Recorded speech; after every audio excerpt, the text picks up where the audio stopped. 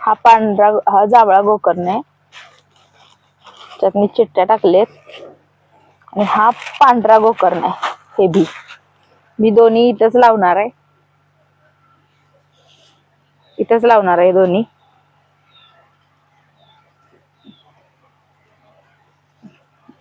माझं तोंड गोकर्णाच्या बिया आहेत, आपण 7-8 घेतलेत मी. येतील त्या येतील त्या पण मी या इथं टाकते. दोन्ही एकत्र फुलं आल्यानंतर छान दिसणार आहे.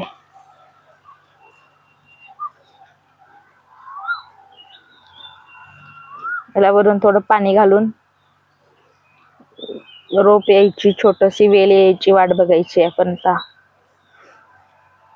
गोकर्णीच्या 7-8 बिया घेतलेत मी, 7 ते 8 मी इथं टाकते. टाकलेल्या आहेत बिया त्यात. इथं मी एकत्र बिया टाकलेत दोन्हीच्या पण. त्याचं मी वेगळं काहीतरी करायचं असं ठरवलंय, त्यामुळे तिथं एकत्र टाकलेत. टाकलेल्या आहेत गोकर्णच्या बिया.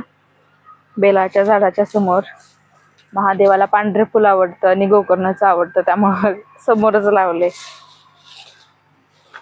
बघा तुम्ही किती काळ झालेलं आहे, विजा व्हायला लागलेत, लवकर पाऊस येणार आहे. खूप काळ झाले या साईडला. मी लावलेल्या झाडा येणारच आहेत, पाऊस चालू होणार आहे त्यामुळं.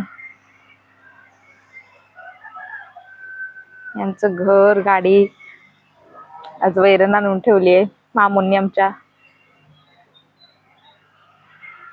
हे दोघ जण बापल्याक तिकडे बसलेत बघा.